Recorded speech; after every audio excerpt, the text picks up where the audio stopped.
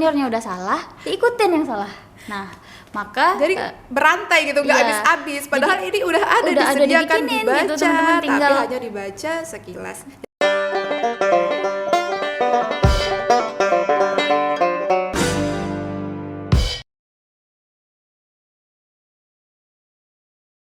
Assalamualaikum warahmatullahi wabarakatuh. Halo Sobat Visip, bertemu lagi dengan saya Rizka Okta Putri Karin. Saya adalah dosen program studi ilmu pemerintahan. Di sebelah saya ini sudah ada Hairi Rahmi, juga dosen jurusan ilmu pemerintahan. Oke, Sobat Visip yang berbahagia dimanapun Sobat Visip berada, Bu Rahmi hari ini sudah repot-repot nih. Bawa apa ya Bu Rahmi ya? Saya tunjukin ya ke teman-teman ya. Ayo, apa ini? Kelihatan ya teman-teman ya? Ini adalah sesuatu hal yang menakutkan nggak sih bagi teman-teman? Khususnya yang udah semester akhir ya gitu ya. Ini ada Pedoman Penyusunan Skripsi Revisi 2 tahun 2022. Oke. Pasti Bu Rahmi sudah tidak asing lagi lah iya, sebenarnya ya. dengan ini ya. Cuman mungkin teman-teman Visip seringnya ngelihat ini dalam bentuk soft file ya gitu ya. Bu Rahmi, kita mau cerita-cerita sedikit lah. Tadi kan apa tuh? Soal skripsi nih. Soal skripsi gitu ya. yang biasanya momok menakutkan nih bagi sangat menakutkan mahasiswa. bagi mahasiswa gitu ya. Nah, Bu Rahmi kan sudah repot-repot nih bawa pedoman penyusunan skripsi. Jadi kita mau cerita-cerita skripsi ini kan jadi momok yang sangat menakutkan ya rasanya untuk teman-teman yang sudah ada di semester akhir gitu ya, semester 7, semester 8 gitu.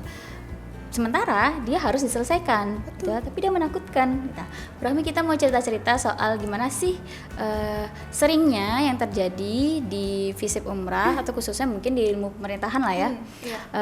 Bagaimana sih praktik gitu kan? Karena skripsi ini kan proses gitu ya, menyelesaikan skripsi kan proses, ada Prosesnya praktik panjang, bimbingan, ada penulisan, lalu ada turun lapangan juga nanti, turun dan lapangan. ada proses pengujiannya. Nah, kita mau bahas nih gimana sih ketika apa yang sering terjadi gitu ketika teman-teman ini bimbingan gitu Bu Rahmi. Oke, sebelumnya teman-teman juga harus tahu ya bahwa sebenarnya pedoman skripsi ini kan digunakan sebagai acuan ataupun arahan nih untuk teman-teman dalam membuat skripsi sampai dengan selesai. Di pedoman penyusunan skripsi ini ada terdiri dari 5 bab ya. Di situ sebenarnya sudah diatur bagaimana penunjukan dosen pembimbing hingga dewan penguji. Lalu di sini tuh juga ada terkait dengan prosedur pengusulan judul ya, hingga penunjukan ataupun bagaimana proses bimbingan dengan dosen pembimbing, dan 2 dosen pembimbing ya, ada pembimbing utama dan juga pembimbing pendamping. Lalu juga ada sistematika penulisannya, lalu bagaimana teknik penulisannya itu juga sudah secara rinci dijelaskan dalam pedoman penyusunan skripsi di Visip Umrah. Nah, ini juga pedoman penyusunan skripsi Visip ini secara terintegrasi secara keseluruhan di fakultas itu hanya di Visip. Kalau misalnya di fakultas lain dia tidak terintegrasi. Masing-masing jurusan itu memiliki pedoman penyusunan skripsinya masing-masing. Beda-beda gitu ya. Berarti nggak seragam satu. Nggak seragam. Berarti ini cuma punya Visip. Hanya Visip yang punya. Saya optimis ya, editor bisa bikin efek tepuk tangan yang Oke, baik, tadi kita kembali ke pertanyaan Bu Rizky. Ya, gimana sih seringnya gitu ya masalah-masalah yang terjadi ketika pertama proses bimbingan dulu? Oke, nanti akan ada proses bimbingan, proses menulis, dan proses menguji ya. Bagaimanakah implementasi nih dari pedoman penyusunan skripsi ini oleh mahasiswa dan mahasiswi Visip Umrah, khususnya mungkin di jurusan kita ya, Bu Rizky ya, pemerintahan. Kalau misalnya dalam proses bimbingan itu ya Bu Rizky, terkadang itu kan pasti dosen akan menanyakan, ataupun kebanyakan sebenarnya mahasiswa kita ini suka datang itu pada saat tiba-tiba dan SK-nya udah mau habis. Seminggu SK-nya mau habis baru datang. Padahal kan sudah jelas tertulis di pedoman skripsi kita bahwa batas maksimal masa seminar proposal ya, dari pengajuan judul ke seminar proposal itu berapa lama Bu Rahmi? Hanya 2 bulan. Oh, berarti 60 hari ya? Iya, 60 hari 60 kalender kan? hari kalender. Nah, itu biasanya seminggu Seminggu. Dia tiba-tiba SK-nya datang. habis, tiba-tiba Dia ngechat. datang. Dia ngechat, Nah. "Assalamualaikum, Bu." Gimana? Coba dia ngechat gimana? "Assalamualaikum." Assalamualaikum Bu, maaf, apakah hari ini bisa bimbingan Bu? Nah nanti pas jumpa secara langsung tuh baru dibilang bahwa SK-nya seminggu udah mau habis. Loh kita bisa apa? Kok udah mau habis seminggu, minggu depan baru ngomong gitu. Nah kita bisa apa lah? Sedangkan di pedoman skripsi kita mengatur bahwa ketika SK sudah habis harus melakukan pengajuan judul ulang. Nah, itu kan sebenarnya kadang pas kita lihat judulnya, judulnya udah bagus dan menarik untuk diteliti dan turun lapangan nanti. Kan sayang harus diulang prosesnya dari awal. Harus 60 hari lagi diulang. Nah, betul. Itu teman-teman kalau untuk proses bimbingan.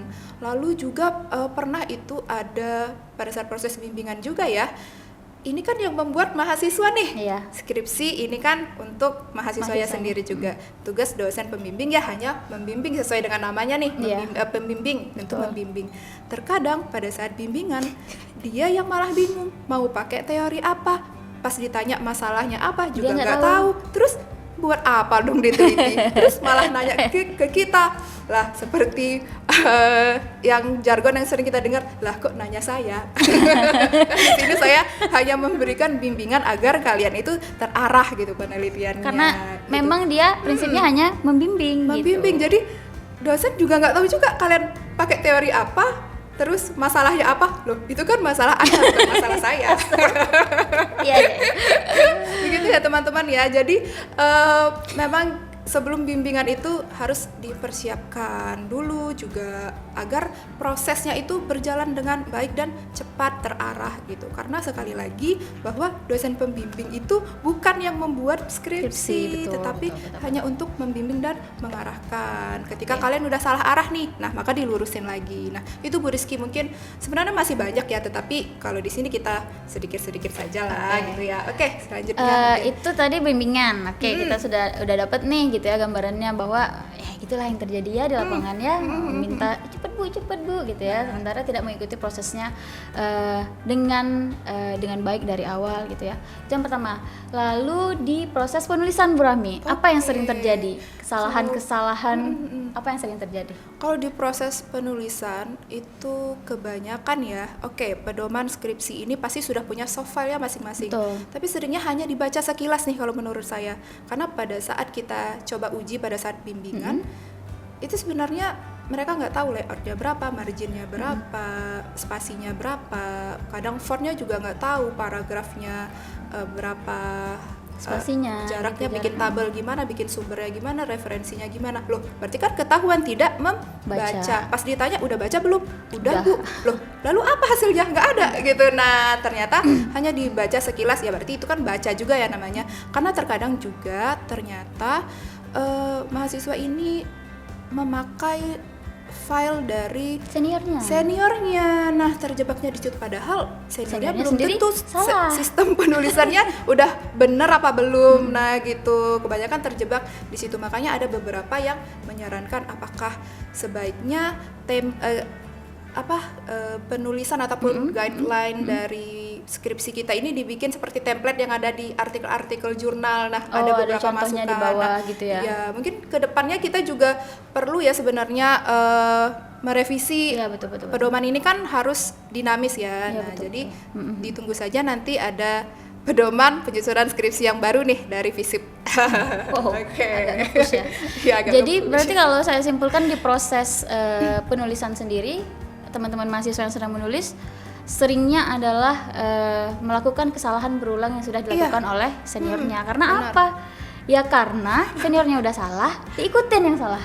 Nah, maka jadi berantai gitu, nggak habis-habis. Padahal jadi, ini udah disediakan dibaca, gitu, tapi hanya dibaca sekilas. Yang penting udah ditanya, udah dibaca, udah. Tapi nggak tahu isinya apa yang udah dibaca gitu kan. Karena terbiasa membaca sekilas-sekilas saja gitu. Itu di proses penulisan, proses ujian lagi.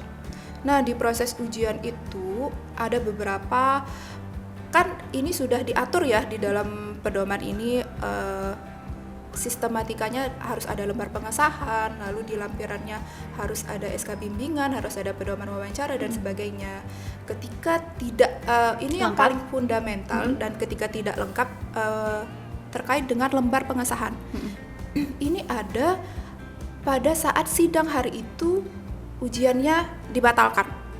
Harus dijadwalkan ulang karena di print out skripsinya itu tidak ada lembar pengesahan dari dosen pembimbing. Lalu kami juga minta tunjukkan lembar pengesahan dari dosen pembimbingnya juga tidak ada.